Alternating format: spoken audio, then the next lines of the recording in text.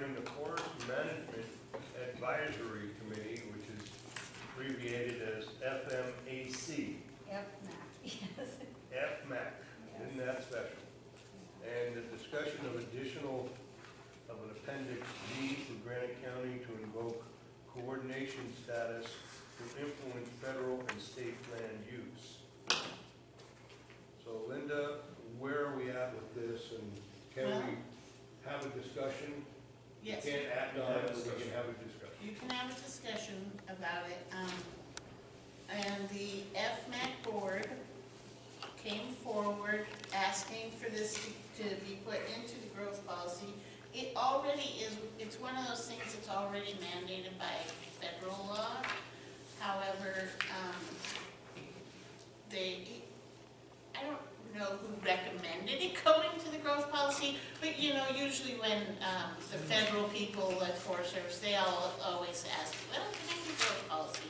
So they're asking to put this into the growth policy. The piece that you saw last month, this is exactly the same thing. It's just boiled down into an easier to read format. I brought each one a draft that we voted on in our group, the majority. And I did explain a little bit how we came about it, if you want to hear Yep, that's good. we had a, Go ahead and restate your name. oh, excuse me. And if you are representing Patty anybody, Candice. or... Yeah, I'm Patty Candice. I am the chairwoman for Granite County Forest Management Advisory Committee, FMAC. Thank you. That's a long name. Sometimes I forget it. So, FMAC. And can I explain a little bit? What we Sure. do? Actually, Alina brought it to us about coordination. It's been out there forever. It's written into all the policies for the lands. You know, the federal government, how they deal with us. And this isn't the same coordination that you would coordinate, you know, with town council. You're coordinating with the federal government on this. And we had Kerry White come to us and say, it is a very powerful thing to use. It's only for elected officials in Granite County that can use this coordination. And Kerry White says we should get it into our growth policy because it makes it more powerful. And I'll tell you how we could use it. The last few years, maybe 5, 6 years, the Forest Service has what they call let it burn policy. A fire gets started, let it burn. We get the smoke, it ruins our tourism, it burns up 200,000 acres, it ruins your watersheds.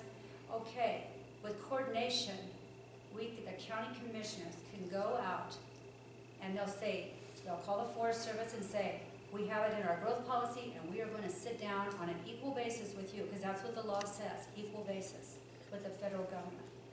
We are going to coordinate. We want you to have better management of that forest out there. We would like to see more, you know, thinning, cleaning up. A lot of our trails are locked to us now. I've had so many people say, we can't get into these roads because it's locked. They treat it like a wilderness. Well, we can use coordination, and that's the law. There's about 4 counties in Montana that have put it in their growth policy now because they're getting wise. Flathead County, Sanders, Beaverhead, and there's another one. But I brought another one too. In Crook County, Oregon, they put it into their natural resource policy. And I couldn't, the policy was huge, so I just printed out a couple pages so you can see how they coordinate with BLM, coordinate with the Forest Service. But it's very powerful, and every county policy, you know, growth policy should have it in, so we can be powerful. Otherwise, the federal government can do a lot of things, and we have no power, you know, to fight against them. But with this, and it's always been there. These are the laws that it's written into. It's written into the Montana Law and National Environmental Policy Act, that's NEPA, the Montana Environmental Policy Act, and the Federal Lands Policy Management Act, and the National Forest Management Act.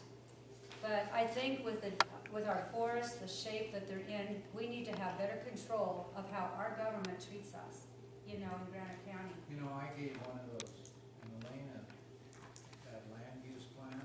I made a copy of that and gave one to each one of the commissioners about 5 years ago, 4 years ago. And that Can has you give it each in one there. of these? It's called dual sovereignty. And the dual sovereignty. This is just a broken down about the Forest Service and BLM. I couldn't print out the whole natural resource. But different counties and different states are starting to use this because it's very powerful. That's been in there for years. But if you go look at this, you'll Since see how they use 1985, you know, they use it in the BLM. This just recently passed in Oregon too. Okay. But we're starting to get more power. It's not any more power, it's been there. It always has been, yes. I told you that. That's right. But we need to get it in our, when it's in your growth policy. That doesn't make any difference. It It's the does. law. It's the Terry law. White, yeah, it is the law. Yeah, But it shows that we're smart and we're up to date and we understand it. I We think know that. it kind of works like, actually like the sewer lagoons, where the town has the right to go forward and get a grant, whether that's in their growth policy or not. But if it's in the growth policy, they get extra little points, extra consideration. Right. I'll tell you how coordination worked really good in Texas. Do you guys remember the Super NAFTA highway that was gonna go up through South America, all the way up through our country into Canada? They were gonna condemn all the land. President Bush was for it. Vicente Fox was for it. It was for commerce. It looked like it was going to go. It was terrible. But the people said no, you know, the American people, and we wouldn't be able to even use that highway. So they coordinated. They went in to their county commissioners and they all coordinated and they got it stopped. But I'll tell you, my son is on the board of director of the Intermountain Logging Conference out there in Spokane, Washington, and they just recently met, and all the big shots came from all over the Northwest. And they said, this is what they said, our Deer Lodge, Beaverhead Deer Lodge National Forest, what do we have, 350,000 acres, I think, of that in Granite County. It was one of the topics out there at this conference. It's one of the most unhealthy forests in the West. It is no longer a carbon sink. It emits carbon. It is, the Beaverhead Deer Lodge National Forest has the least fires of any in the West, but has the most dead trees of anything in the West. The mortality is so great that more trees are dying than growing. It is no longer sustainable. And that's really sad. That's the first time this has ever happened. And it says that this forest that surrounds us is ripe for a 1910 fire. Have you guys ever heard of that fire? Yeah, it was a horrible, 3 million acre burned up, and a lot of people died in that. It was really bad. But we need to have better management on our fires, you know, to really be able to sit down with the Forest Service. And they won't sit with you. Now this is, you know, like you said, it is legal. You know, we already have these laws. But the Forest Service doesn't, you know, they know it's in your growth policy. And our county commissioners call and say, we're gonna come out and coordinate with you. It's a little more, I think, a little more punch to it, you know. And we would really ask you to put it in your growth policy. And other counties are doing it too, and they're starting to use it too. And, you know, a lot of environmental, like say the Wild and Scenic River Act, you know, they want to bring it in. There's 2 people that want to bring it in. And I'll show you what it did in, now this is one way we can coordinate, you know, to stop it. It's the American Rivers of Washington, D.C., and the Hoefele Rivers, Montana, out of Bozeman. Well, this, Heidi, if you could pass these around, I will. These are the laws. This was taken from a lawyer's office, what the laws are pertaining to the Wild and Scenic River Act. And this right here that I'm going to pass out was in Oregon, the environmentalists hit Oregon really hard. They put, I don't know how many rivers in the Wild and Scenic River Act. And this is a committee meeting back in Washington, D.C. All the ranchers went back. And this is one river alone. And there was like, I forgot how many rivers that they put into that. In Oregon alone, environmentalists have brought suit challenging grazing under the Wild and Scenic River Act on the Donner, the Blissett, the John Day, and the Malahir, and the Alwali rivers. Approximately 25 ranches were forced to cease operations as a result of the Malahir River suit alone. So it is, they'll shut your grazing down. This could hurt all of Rock Creek, the ranchers. Yeah, this is what they're trying to get on Rock Creek, right? Yeah. Yeah, and it would hurt them. It would hurt the ranchers. There's a thing going on about it. We had Yeah. a meeting down at the bottom of the script, probably already a couple years ago about it. Yeah. And, Well, the county commissioners have the final say in all this stuff. You know, this is is a government thing. I think they designate it back east, they vote on it back east in Washington DC, don't Yeah, they? they do. And then it'll be part of the National Park Service. But the county, I'll let you have can- the rest of these. the county can submit in comments saying they want it or they don't want it. Or we could coordinate maybe. But, Trying yeah, to say, this will hurt the economy. You know, all the ranches would have to cease grazing down there. There'd be no more logging. We couldn't get rid of the dead trees, put out fires. It would be terrible. Yeah, there's, So, but this is where coordination would be so important, you know, to have a voice at the table, equal with the federal government. well, getting back to the meeting we had a while back, I looked at a bunch of the issues and everything else, and I was really surprised. I asked at the end of the meeting, I said, how many people are in favor or not in favor of wild scenic? And it was almost a 50-50 split. Because they don't know how it'll hurt the Right. ranchers. But there I gave you a committee meeting Right. that Yeah. it hurts them. These other people said, oh, well, then we can close it down and make it wild. No. Yeah, no. We know it's wild, we Don't know do it's that. beautiful, we know it's scenic, No. we don't need anybody to tell us Yeah. not to. They're doing it for a reason, but that shows you that committee meeting, it hurt the ranchers in Oregon, they went back to Washington DC. It was just devastating for them. And my uncle got hurt, he had a big farm and ranch on the Klamath Basin in California. The environmentalists litigated, shut their water rights down pronto, and they were hurt, they didn't have any more water. I mean, he had a huge farm. And one of the main things that people are talking about, oh, well, they could come up and mine gold and what. Yeah, who's gonna do that? You know, there's already regulations on stuff like that anyway. You know, I'm sorry, what John said is right also. It's a little bit more involved. It is the law, you can put it in the growth policy, but you do need a land use policy. That's, you Where we're definitely, going. And that's And what that's- and that's something that the commissioners haven't approved. John's got a good copy, it could be revised and everything, but that's what we need, not just it in the growth policy. This Yeah. is not going to, this is just like any other portion of the growth policy, it is a goal, Yeah. and until they put, but it allows them to start that other process, I and to w- put in the regulations for. Because in to essence, create you can't tell the regulations. federal But government yeah, what this to is do. just It's the golden the rule. goal. You Yeah. I will can't. say the county commissioners are for getting, You as the this in goal the growth policy. Right, exactly. So. And if the commissioners show that it's gonna hurt the economy, the Oh, yeah. health and safety of the Yeah. economy, they can discuss it with the agencies. But they're not gonna sit there and tell the agencies what to do. That's not gonna happen. Right. And Kerry White said it's so important you get it in, you know, into Do you the, guys know who Kerry White is? he's a House representative, you know, he came. And then we had another guy came around, he goes to all the county, what was his name? I His forgot. name was Tim, Rob, but he said Tim that more Love? and more Ravdol, counties. Yeah, Ravendale? he said more and more Ravendale. counties are getting it Read there, Out News. coordination, Mhm. Mhm. but, so, that's all we got to say, I guess. Mhm. Yeah.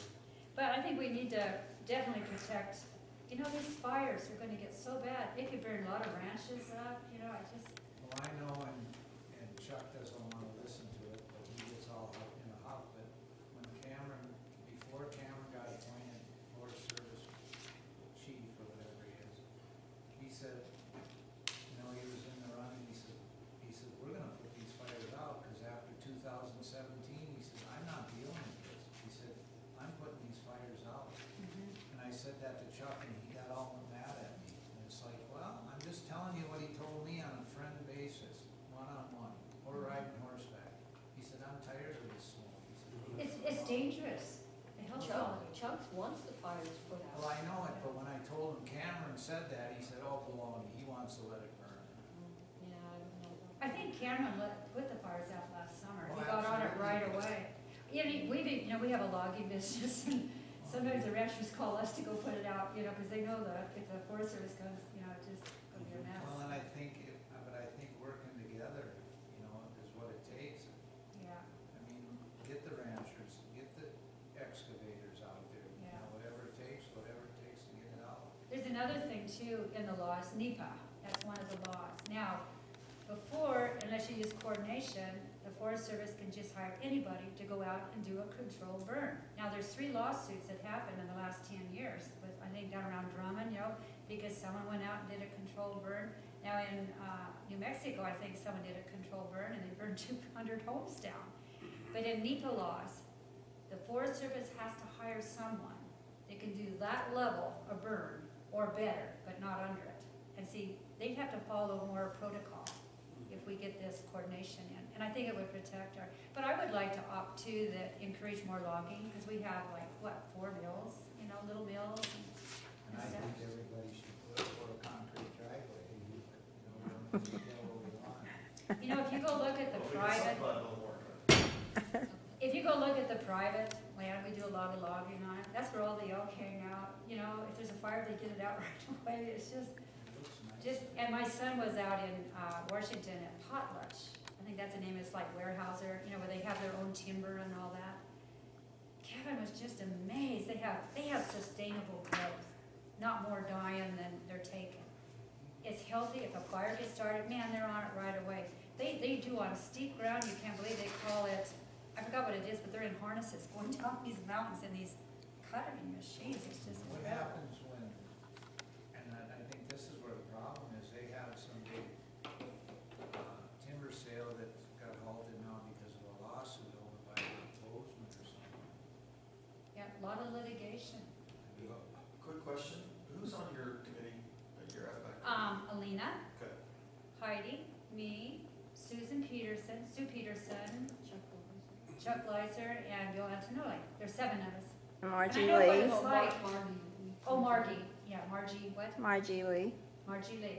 I know what it's like to meet once a week, and everything shows up, and you can't vote on anything. But Tom, you had a good question last time. Exactly what's the purpose of the FMAC? I think that's a good question, because that's the same thing I've been asking. We are to advise. Well, why don't you answer it? I've been asking. To advise. It's on our agenda for next week. What's the purpose of the FMAC?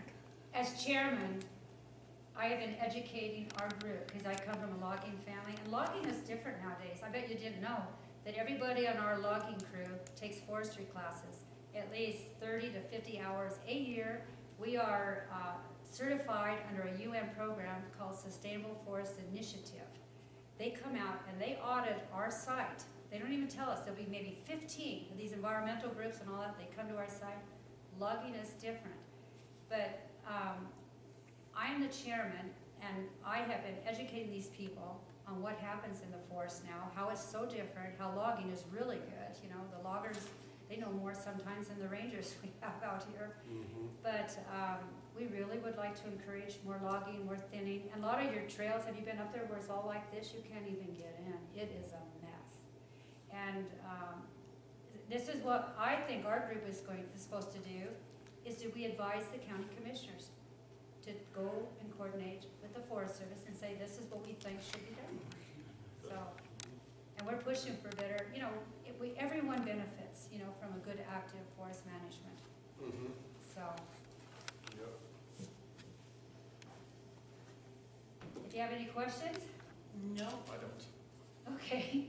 it'll go on the next agenda for them to try to set a date for the public hearing. Okay. So do we need to come back again that next meeting, since there's not? No, you probably don't need to come to the next one, but you definitely need to come to the following one that will have the public hearing. So I'll let you know in that public hearing. And I would like to say, I've invited speakers. We're having Sean Steinbach, he's the forester for the DNRC in Anaconda, and Brian Larango, he's Southwest Regional for the Montana Logging Association. The 26th, see, that's part of our job too, is to bring in speakers to educate people on forest management. And our event will be the 26th at 7 o'clock at the museum. And he's going to use PowerPoint. Brian loves to talk about the forest, and he'll show pictures of, how to improve on our forest management and all that. Are you advertising that in the paper, guys? I got it in. It'll be, it's today, and it'll be, or I think it's today, right? We get the, yeah, and then next week, and then a week, the day just before we have the event, the 26th. And I hope you guys will come. I think you'd enjoy listening to it. They're really good speakers. It'd be interesting. Yes. Yep. Brian, he goes all over the West, and he has great pictures and visuals. Okay. Thank you.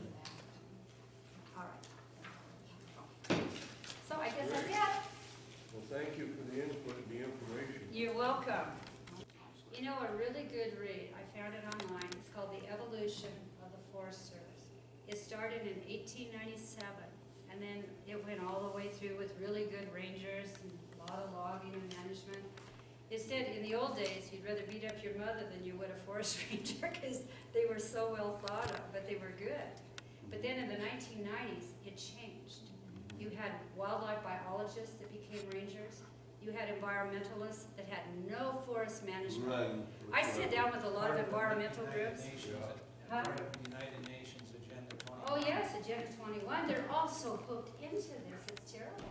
Yeah, Lena knows all about that. It's crazy. So, well, thank you very much. Well, thank you for attending. You're Thanks for the welcome. input. See you guys later. See ya. Mm-hmm. Good night, Alina. Good night. Good night. Okay. So,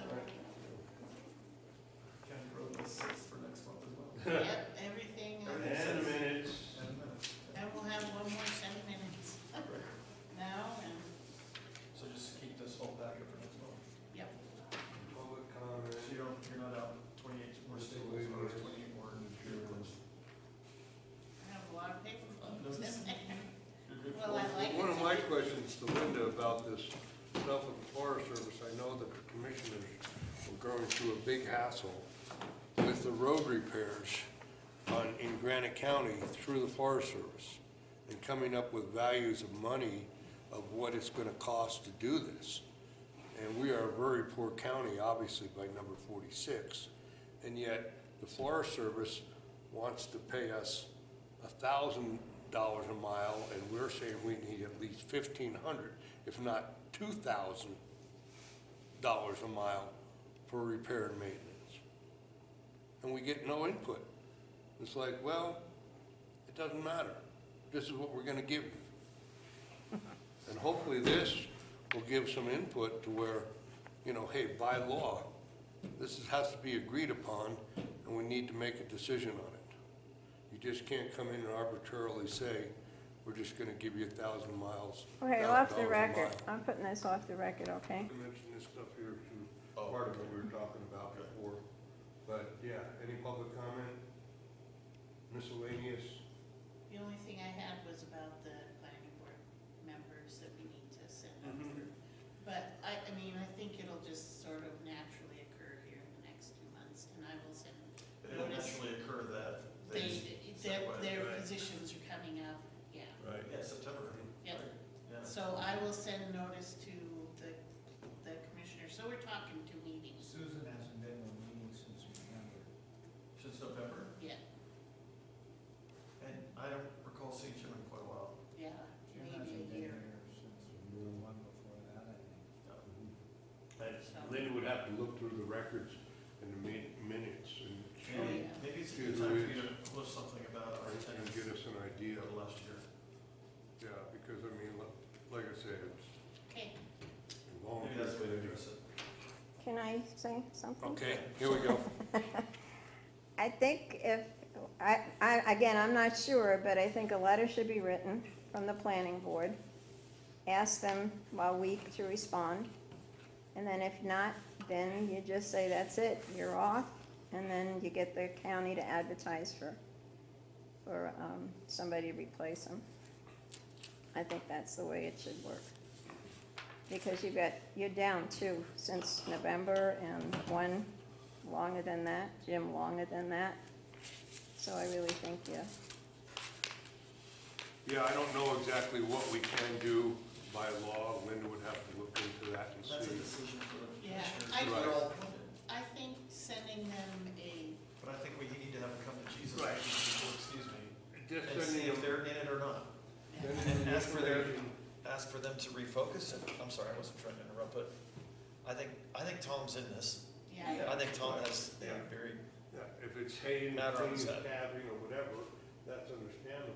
but we see more of Tom than we do Jim. But yeah, certainly. you know, I think that it just needs to be noted to the commissioners who has not attended, and that they need to be replaced, and that we need to get going with this if we are gonna be able to have quorums and have meetings where input from the public actually adds up to something that turns into suggestions and comments and ideas from the planning board to the commissioners.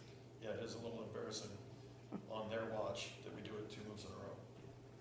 Yeah. You know, when we've had, When we haven't had one for Right. forever. we've had more people in attendance the last 2 months, So, and we can't show up ourselves.